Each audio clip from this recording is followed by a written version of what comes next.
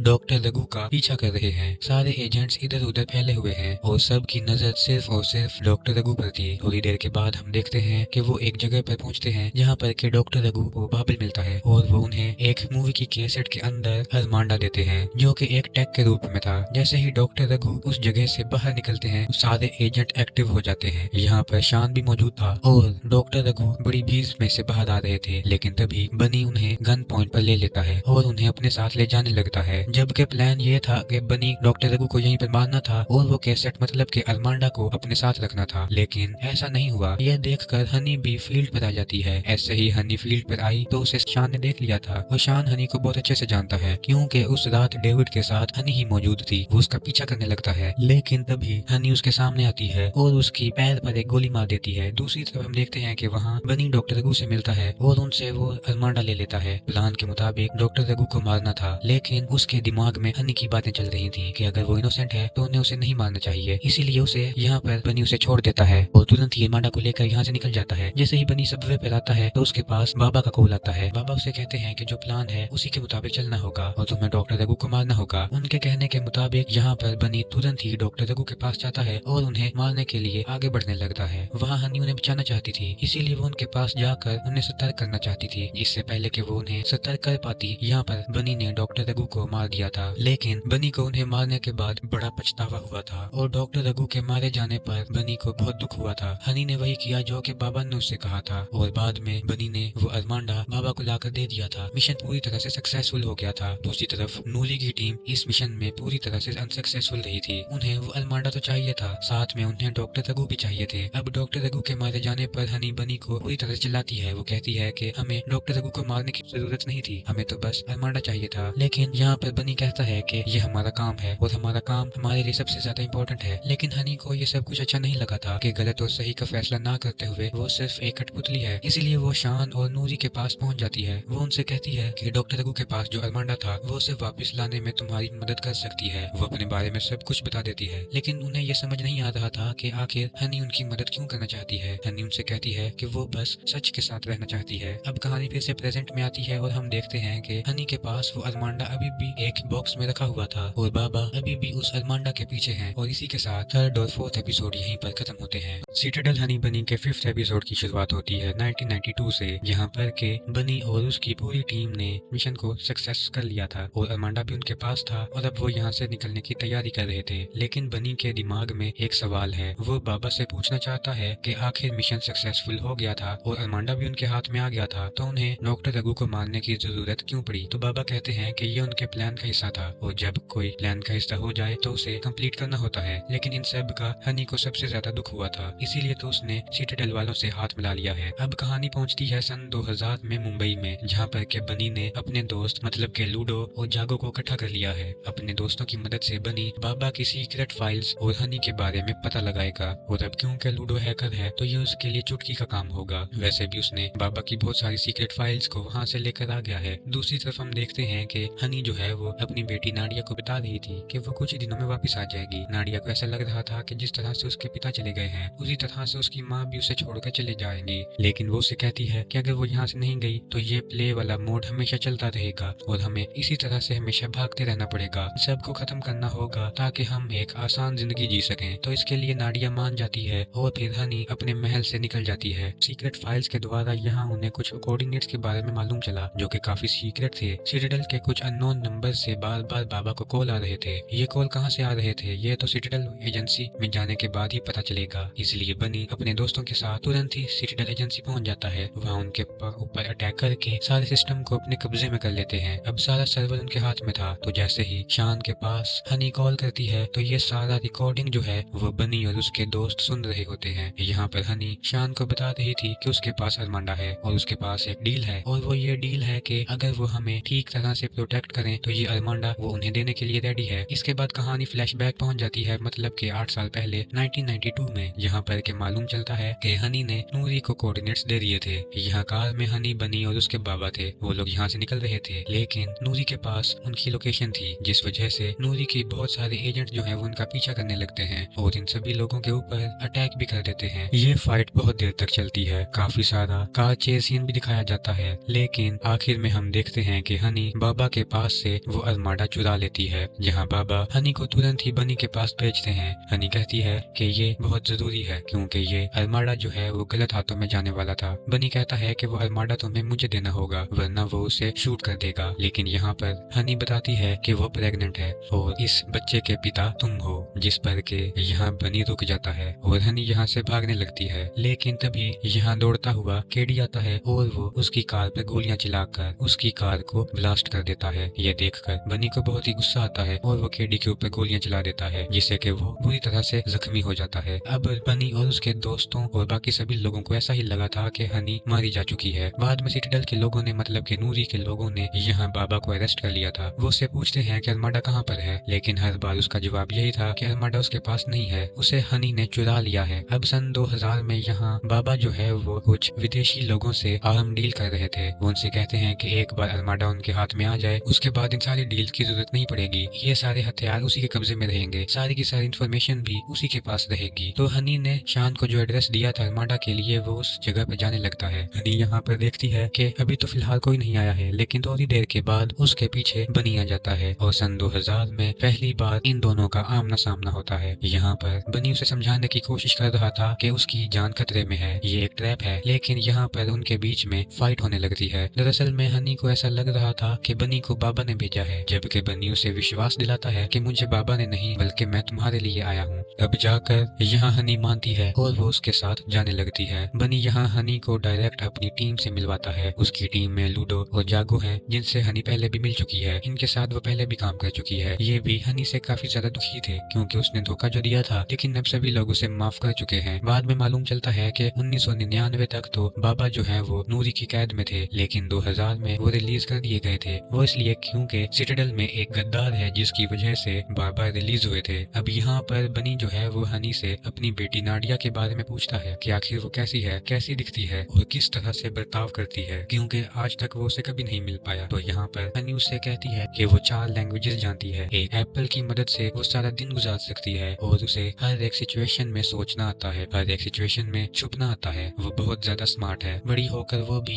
Agent बनना चाहती है और हाल फिलहाल में तो उसे गन चलाना सीखना है। वो कहती है कि अगर आप मुझे गन चलाना नहीं सिखाएंगी तो मैं अपने पापा से सीख लूंगी। अब 1999 में हम देखते हैं कि बाबा अब भी नूरी की कैद में है और यहाँ पर पता चलता है कि दरअसल में नूरी के हस्बैंड को बाबा ने गोली मारी थी, जिस वजह से उनके बीच में संबंध ठीक नहीं है। मालूम ये भी चलता है कि दरअसल में नूरी के हस्बैंड और बाबा जो हैं वो एक नई ऑर्गेनाइजेशन स्टार्ट करना चाहते थे, क्योंकि उन्हें सिटाडेल पे बिल्कुल भी भरोसा नहीं था और जैसा कि उन्होंने सोचा था उन्होंने नई ऑर्गेनाइजेशन स्टार्ट भी की। अब कहानी फिर से 2000 में पहुंचती है मुंबई में, जहाँ पर के हनी जो है वो शान से मिलने के लिए जाती है। शान यहाँ पर हनी से पूछता है कि आखिर तुम्हें मेरे इस पते के बारे में कैसे पता चला। तो हनी बताती है कि जिस जगह पर हमने मिलने का प्रोग्राम बनाया था उस जगह से मैं भाग चुकी थी और मैंने तुम्हारे कार में ट्रैकर फिट कर दिया था। साथ ही यहाँ पर हनी शान को बताती है कि तुम्हारे सिटाडेल में गद्दार है और उसी की मदद से बाबा जेल से छूट कर आया है। वो गद्दार कोई और नहीं बल्कि जॉनी है। तो वहीं दूसरी तरफ हम बाबा को देखते हैं जो कि एक अनाथालय में थे। वो एक बच्चे से बात कर रहे थे। दरअसल में वो उसका भी ब्रेन वॉश कर रहे थे जिस तरह से उसने सभी लोगों का किया था। थोड़ी देर के बाद यहाँ पर बनी पहुंच जाता है अपनी एक गन को लेकर, बहुत सारे लोगों को मारता है और बाद में वो बाबा से कहता है कि आप इन लोगों को भी इसी तरह से बहका रहे हैं जिस तरह से आपने हमें बहकाया था और उस रास्ते पर ले गए जिस रास्ते पर कोई भी नहीं जाना चाहता। वो उन्हें बताता है कि आपने हमारे साथ हमेशा गलत किया। आपने एक अरमांडा के लिए हनी और मेरी बेटी को मारने की कोशिश की है। वो यहाँ पर उन्हीं के सामने उसी अरमांडा को शूट करके डिस्ट्रॉय कर देता है। जिसके बाद हम शान को देखते हैं जो कि जूनी के पास जाता है और वो जूनी से कहता है कि हमें मालूम चल गया है कि पिछले साल बाबा रिलीज कैसे हुआ था। दरअसल में आप गद्दार हैं और आप ही की वजह से सिटाडेल बदनाम हुआ। कुछ ही देर में एजेंट्स आ जाएंगे और वो तुम्हें अरेस्ट कर लेंगे। जिसके बाद हम केडी को देखते हैं जो कि जागो के घर पे था। यहाँ पर केडी